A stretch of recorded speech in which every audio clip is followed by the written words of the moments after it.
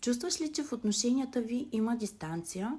С това таро четене ще открием какво ви разделя и какво може да ви сближи. Ще погледнем надълбоко в емоциите, страховете и нуждите, за да откриете истинската близост помежду си. Отпуснете се и изберете вариант 1, 2 или 3. Избор 1. Вас ви разделя това, че и двамата искате да водите във връзката и да се чувствате единствени, неповторими, да бъдете видени и поставени на най-отгоре. Влагате енергията си в това да се показвате, да се доказвате, да сте видими и важни, но това понякога ви кара да се чувствате, сякаш усилията ви остават незабелязани, не ви виждат, не ви оценяват и това води до чувство на разочарование и се чувствате неоценен. Каквото и да правите един за друг, никога сякаш не е достатъчно и това постепенно ви кара да се затваряте, да поставяте едни граници и да се защитавате всъщност от другия за това, че той не ви вижда. В резултат на цялото това нещо се появява дистанция, неразбирателство, усещане за самота, дори когато сте заедно. Просто едно се биете един с друг да се докажете и да се покажете колко сте ценни, колко сте важни, за да ви постави най-отгоре. И по този начин вие всъщност не се борите за любовта на другия, а за своето право да бъдете видени, чути и оценени. Това създава един непрекъснат опит да се доказвате и това уморява определено и двамата. Как да се свържете? Когато спрете да се защитавате и да се научите да виждате какво наистина другият има нужда от среща.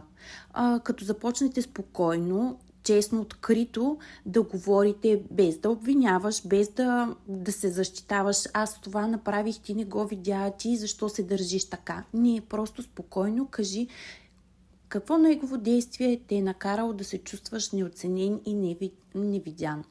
Говори за чувствата си от позицията на любов. Кажи какво те притеснява. Просто сподели чисто и открито какво те боли. Не се бори да доказваш колко много означаваш, колко си важна, колко си значима. Просто остави човека от среща да те види и да те оцени за това, което си. И двамата определено сте уморени от една постоянна борба във връзката, от опитите да се убедите един друг в правотата си, от споровете за внимание или за признание. Спрете да се защитавате и вместо това отворете сърцата си. Доверете се, че другият иска да ви види и да ви разбере, както вие искате същото от него. Тези спорове между вас, те не са от слабост или от липса на любов. Това е всъщност покана да се научите да споделяте, да се доверите на другия и да спрете да се защитавате от позицията, ти не ме виждаш, ти не ме оценяваш, а започни да изказваш какво всъщност чувстваш и от срещната страна, както и ти, наистина да се научите да се чувате, за да започнете да дишате в тази връзка и да се чувствате подкрепени и да се уважавате взаимно. Избор 2. Вас ви разделя нуждата от контрол и предвидимост. Един от вас често се опитва да насочва другия как да се държи, как да реагира, как да направи нещата, за да се чувства сигурен и обичан този човек. Любовта във връзката се проявява най-вече чрез действия, грижа, но понякога липсва тази емоционалната топлина, споделеността, нежността, чувствата, емоцията липсва, които да покажат истинското усещане за споделеност. В резултат на това вие се отдръпвате един от друг и връзката започва да се усеща като все едно е в застой. Чувствате се отдалечени, неразбрани, понякога сами, дори когато сте заедно. Това създава напрежение и усещане за една рутина, че няма спонтанност във връзката. Всичко е едно, живеем заедно от отдавна, ти правиш това, аз правя това, няма я топлината. За да се доближите отново един до друг, е важно да започнете да изразявате ясно намеренията си.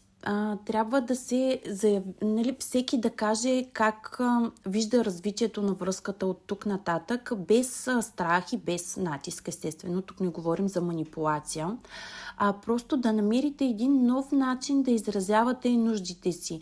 Не само, примерно, чрез действия, нали, ти си уморен, сега аз ще сготвя, аз ще изчистя, а и чрез думи и емоции. Трябва да бъдете по-смели и да кажете какво точно ви липсва, да споделите как се чувствате. Дайте шанс на другия да види вашата нужда от топлина, от любов и да бъдете по-открити. Това определено ще отвори пространство за емоционално свързване, за преоткриване и обновяване на отношенията ви. Тук е много важно наистина да спрете да гледате назад, да се фиксирате върху това, което като грешки сте допускали преди и не сте ви били задоволени очакванията. Вместо това, наистина започнете да създавате една нова динамика във връзката, да бъдете по-нежни един към друг, по-спонтанни, по-отворени емоционално към другия. Доверете се, че както се чувствате вие, така се чувства и от срещната страна.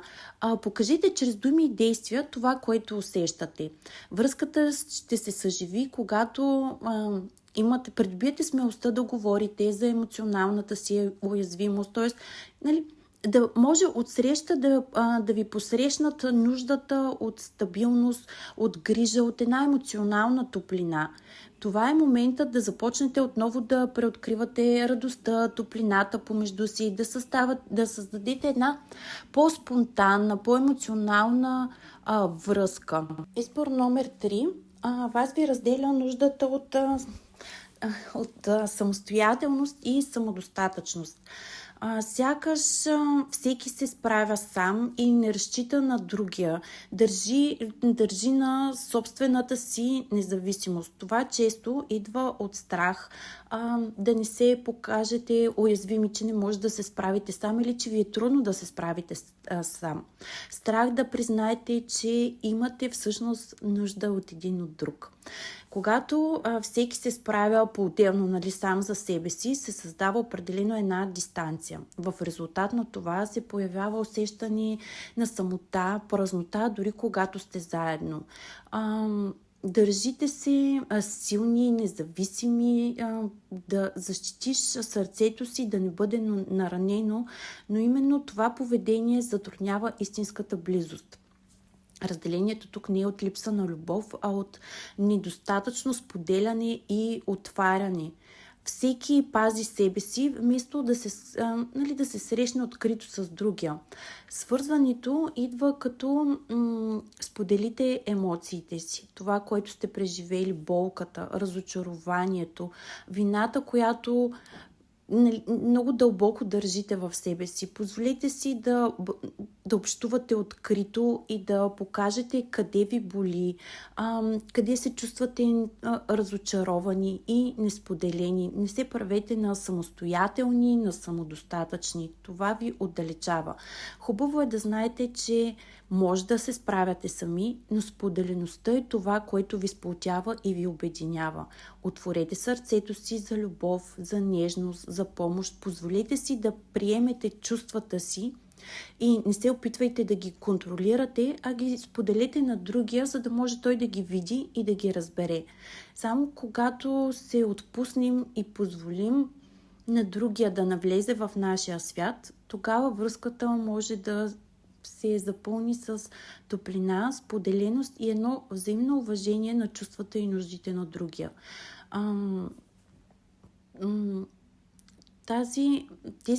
Този етап е покана да се научите да се доверявате, да си споделяте и да се срещнете наистина в истинската ви същност, такива каквито сте, раними и слаби. Това не означава, че не може да се справите сами, а да покажете и слабата част във връзката си.